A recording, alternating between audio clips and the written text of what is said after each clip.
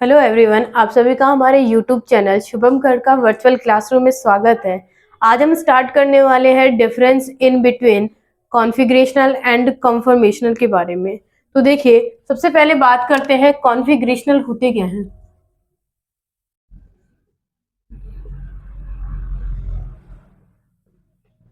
Configuration का मतलब ये होता है कि ऐसे स्टीरियो आइसोमर जिनके अंदर बॉन्ड रोटेशन क्या होगा, एब्सेंट होगा, यानी उनमें कार्बन और कार्बन के बीच में रोटेशन नहीं होगा। तो फर्स्ट पॉइंट है कि carbon carbon free rotation absent होगा। ठीक है, अब हमें पता है कि कार्बन कार्बन फ्री रोटेशन किन में एब्सेंट होता है। एक तो एब्सेंट होता है किसमें, फर्स्ट बात करते हैं डबल बॉन्ड वाले, जितने भी डबल बॉन्ड वाले कंफर्मेशंस है उनके अंदर, साथ ही साथ जिनके अंदर क्या है, कायरल सेंटर प्रेजेंट है, उनमें भी क्या होगा, बॉन्ड रोटेशन एब्सेंट होगा। ठीक है, तो जैसे इसके डबल बॉन्ड की बात करते हैं, तो डबल बॉन्ड में बात करते हैं ज्योमेट्रिकल आइसोमेरिज्म के बारे में। ज्योमेट्रिकल आइसोमेरिज्म जो होता है उसमें डबल बॉन्ड प्रेजेंट होते हैं।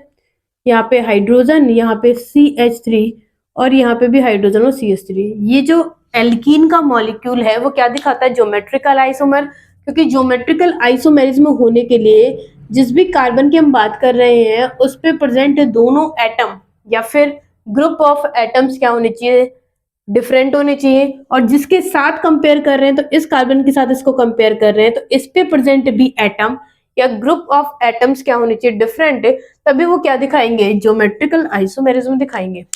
कॉन्फ़िगरेशनल के अंदर अगर बात करें तो ज्योमेट्रिकल आइसोमेरिज्म दिखाने वाले जितने भी मॉलिक्यूल हैं सब कैसे होते हैं, सब में carbon carbon free rotation absent होता है। क्योंकि यहाँ पे क्या होता है, बॉन्ड रेस्ट्रिक्शन होता है, बॉन्ड घूमता नहीं है इसके अंदर, ज्योमेट्रिकल आइसोमेरिज्म के बारे में। फिर बात करते हैं सेकंड, अगर मैं बात करूं मेरे पास क्या है, एक एनेंटियोमर है, एनेंटियोमर। ठीक है, तो अगर मैं ये कहूं कि ये क्या है, एक स्ट्रक्चर है और यहाँ पे OH और CH3 ये वाला मॉलिक्यूल है। इस मॉलिक्यूल को जो कैसे होते हैं, एनेंटियोमर होते हैं, इसको हम कर देते हैं क्या, यहाँ पे C2H5 कर देते हैं। ये क्या है, एनेंटियोमर कैसे होंगे, अगर मैं इसकी क्या बनाऊं, मिरर इमेज बनाऊं, तो ये मिरर इमेज कुछ इस तरीके से दिखाई देगी, CH3OH, यहाँ पे भी H C2H5 और OH। ये भी क्या करते हैं, इनमें भी हम रोटेशन नहीं कर सकते हैं। रोटेशन का मतलब क्या होता है कि इस सिंगल बॉन्ड को क्या करना है, हमें घुमाना है। सिंगल बॉन्ड तो यहाँ पे प्रेजेंट है लेकिन इसमें रोटेशन प्रेजेंट नहीं है, किसकी वजह से, कायरल सेंटर की वजह से। वैसे ही सेम डाई स्टीरियोमर्स भी जो होते हैं उनमें भी फ्री रोटेशन नहीं होता है, फ्री रोटेशन क्या होगा, एब्सेंट होगा, जिसकी वजह से ये भी क्या होते हैं, कॉन्फ़िगरेशन होते हैं। कॉन्फ़िगरेशन कौन, ये वाले स्ट्रक्चर। ठीक है, अगर कॉन्फ़िगरेशन की बात करें तो ये विन्यास वाले होते हैं, विन्यास स्टीरियो आइसोमर्स। ठीक है, नेक्स्ट बात करते हैं कि अगर इनमें फ्री रोटेशन नहीं होता है तो आगे क्या बात होगी, सेकंड बात। सेकंड, अगर इनमें फ्री रोटेशन नहीं हो रहा है तो इनके एटम्स की जो जगह है, पोजीशन ऑफ एटम, यानी एटम्स की जो पोजीशन है वो भी क्या है, फिक्स है। रोटेशन ही नहीं है तो हम क्या नहीं कर सकते, किसी भी एटम को एक जगह से दूसरी जगह पे क्या नहीं कर सकते हैं, रोटेट नहीं कर सकते हैं। थर्ड बात करते हैं कि इनके अंदर जो क्या होंगे, इनकी आइसोमेरिक फॉर्म होगी, यानी आइसोमर फॉर्म्स जो होंगी उनके अंदर जो एनर्जी डिफरेंस है काफी ज्यादा होगा। एनर्जी डिफरेंस कितना होता है, 30 किलो कैलोरी पर मोल के करीबन होगा। इतना डिफरेंस होता है तो क्या करेंगे, जैसे ही हम देखेंगे कि मेरे पास दो आइसोमर है, उनको सेपरेट करना है, तो इतना डिफरेंस होने की वजह से हम इन्हें आराम से आइसोलेटेड कर सकते हैं, यानी एक दूसरे से अलग कर सकते हैं। ठीक है, फिर बात करते हैं, ये तो बात हो गई किसकी, कॉन्फ़िगरेशन की। सबसे पहली बात, इनमें carbon carbon free rotation absent होगा। इनकी जो एग्जांपल है, ज्योमेट्रिकल आइसोमर, एनेंटियोमर, डायस्टीरियोमर इसके एग्जांपल्स है। नेक्स्ट है कि जो एटम की जो पोजीशन होती है वो फिक्स होती है, यानी जिस कार्बन पे जो एटम लगा हुआ है वो फिक्स है, ये नहीं है कि हम रोटेट करके उस कार्बन पे एटम्स को चेंज कर दें। एक कार्बन पे जो एटम होंगे वो सेम होंगे। फिर बात करते हैं थर्ड, इनकी जो आइसोमेरिक फॉर्म होगी, अगर मैं इनैंशियोमर की बात कर रही हूँ तो उसकी मिरर इमेज भी होगी। तो इन दोनों के बीच में क्या होता है, जो एनर्जी डिफरेंसेस होते हैं वो काफी क्या होते हैं, ज्यादा होते हैं। कितना होगा, 30 किलो कैलोरी पर मोल होता है। इसीलिए इन आइसोमेरिक फॉर्म को हम क्या कर सकते हैं, आराम से आइसोलेटेड कर सकते हैं, अलग अलग कर सकते हैं। ठीक है, अब क्या होता है कि जैसे ही किसी मिक्सचर के अंदर मैंने यहाँ पे क्या डाल रखे हैं, कॉन्फ़िगरेशंस के मॉलिक्यूल डाल रखे हैं। अब ये जो कॉन्फ़िगरेशन के जो मॉलिक्यूल हैं, जैसे ही क्या करेंगे, टेम्परेचर, हम रूम टेम्परेचर की बात कर रहे हैं यहाँ पे, रूम टेम्परेचर पे इनको डालेंगे तो ये आपस में क्या करेंगे, आपस में मोशन करेंगे और एक दूसरे से टकराएंगे।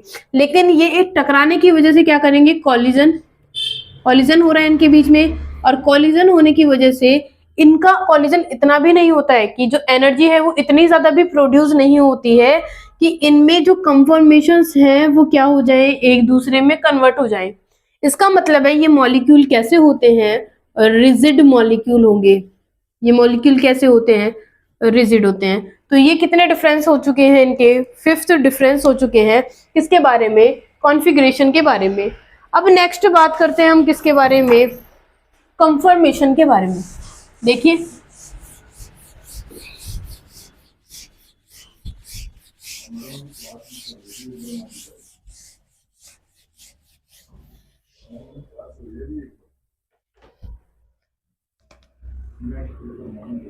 सेकंड बात करते हैं कंफर्मर्स के बारे में। कंफर्मर्स या कंफर्मेशन लिख देते हैं, confirmations.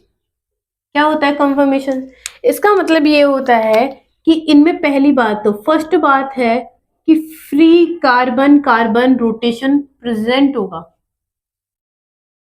Free carbon carbon rotation क्या होगा, प्रेजेंट होगा।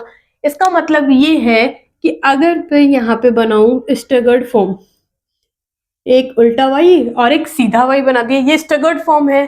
तो यहाँ पे क्या प्रेजेंट है, इस कार्बन और इस कार्बन के बीच में ये जो सिंगल बॉन्ड है, इस सिंगल बॉन्ड में रोटेशन प्रेजेंट है। क्या प्रेजेंट है, यहाँ रोटेशन प्रेजेंट है। ठीक है, अगर मैं बात करूं इसका एग्जाम्पल क्या होगा, तो जो एक्लिप्स्ड या फिर जो स्टगर्ड फॉर्म होती है ना, वो सब कैसी होती हैं, वो कंफर्मेशंस होती हैं, उनमें फ्री रोटेशन प्रेजेंट होता है।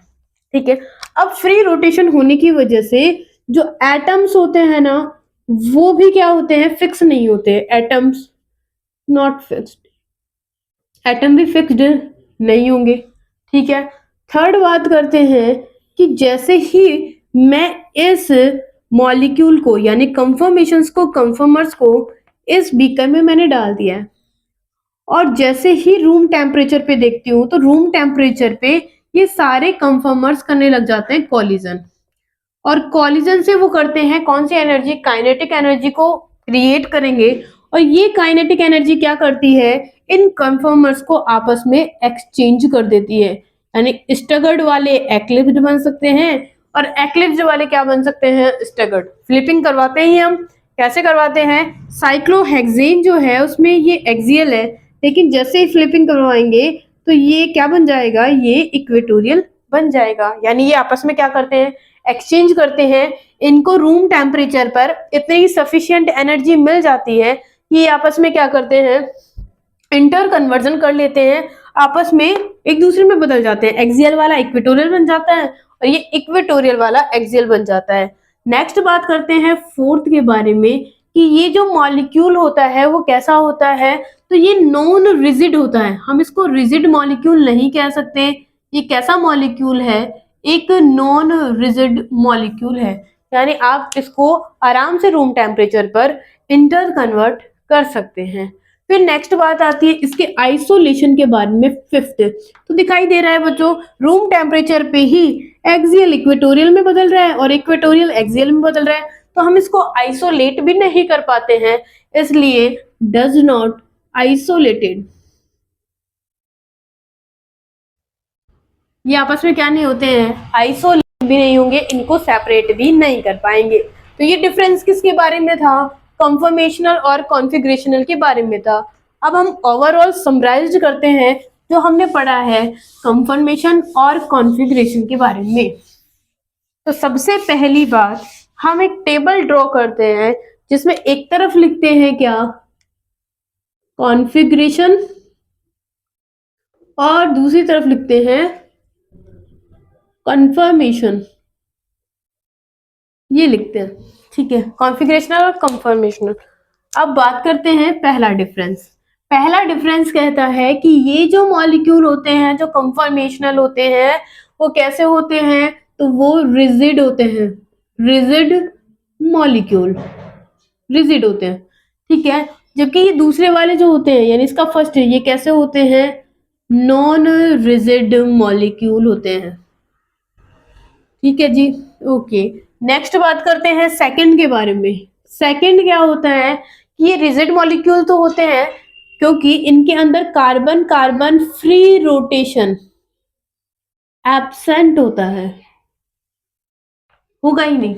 जबकि इसकी बात करेंगे तो इसमें कार्बन कार्बन जो रोटेशन होता है, फ्री रोटेशन, वो क्या होगा? प्रेजेंट होता है, तभी तो ये एक दूसरे में कन्वर्ट हो जाते हैं, ठीक है। फिर इनकी बात करते हैं थर्ड, ये रूम टेम्परेचर पे क्या नहीं होते हैं? एक दूसरे में कन्वर्ट नहीं करते हैं, यानी they are not converted into another form by molecular collision at room temperature.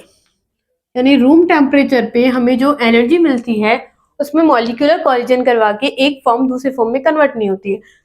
और यहाँ पे क्या लिखेंगे? They are converted.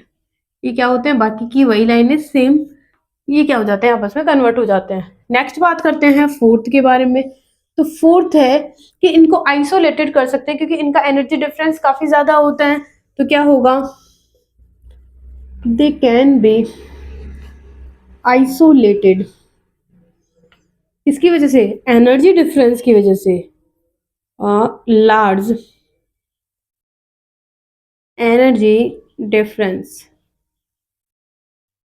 ठीक है। और ये they can not be isolated. क्यों? क्योंकि इनके बीच में क्या होता है? बहुत लेस, लिख सकते हैं less, very less energy difference. जी हो गया। फिर नेक्स्ट बात करते हैं अगली फिफ्थ नंबर पे कि इनके जो एटम्स होते हैं ना वो फिक्स होते हैं, उनकी जो पोजीशन होती है, उनकी जो स्पेस होता है उनके लिए वो फिक्स होता है। तो atoms have not, sorry, have fixed space. और यहाँ पे क्या होगा? Not fixed space. अब लास्ट फाइनल एग्जाम्पल। तो अगर बात करें किसके बारे में? कंफर्मेशंस के बारे में। तो बताया था जैसा, इसके एग्जाम्पल क्या है? एनाइंशोमर, जो हम ऑलरेडी पढ़ चुके हैं, और है डाइस्टीरियोमर्स, और क्या है इसमें? एक और था, वो है ज्योमेट्रिकल आइसोमेरिज्म या आइसोमर्स। ये सब कैसे होते हैं? कॉन्फ़िगरेशनल होते हैं। बात करते हैं कंफर्मेशन के बारे में। तो इसके जो एग्जाम्पल्स हैं वो क्या होगा? एक तो हो गई एक्लिप्स्ड, और दूसरे क्या है? स्टगर्ड्स फॉर्म। ये कैसी होती हैं? कंफर्मर्स। इसीलिए तो इनको कंफर्मर्स में पढ़ते हैं, किसको? एक्लिप्स्ड और स्टगर्ड के बारे में। तो ये था किसके बारे में? डिफरेंस बात करते हैं, मॉलिक्यूल्स में डिफरेंस, यानी कौन से कंफर्मेशनल होते हैं और कौन से कॉन्फ़िगरेशनल होते हैं। इनके बीच में ये सारे डिफरेंसेस हो गए, एग्जाम्पल भी हो गए हैं। तो इसी के साथ ये वाला टॉपिक यानी डिफरेंस इन बिटवीन कॉन्फ़िगरेशनल और कंफर्मेशनल खत्म होता है, ठीक है। आई होप आपको ये वीडियो पसंद आया होगा। तो आप हमारे वीडियो को अभी तक अगर आप लोगों ने लाइक नहीं किया तो आप हमारे वीडियो को लाइक कीजिए, अपने दोस्तों में ज़्यादा से ज़्यादा शेयर कीजिए, हमारे इस चैनल को सब्सक्राइब कीजिए। धन्यवाद।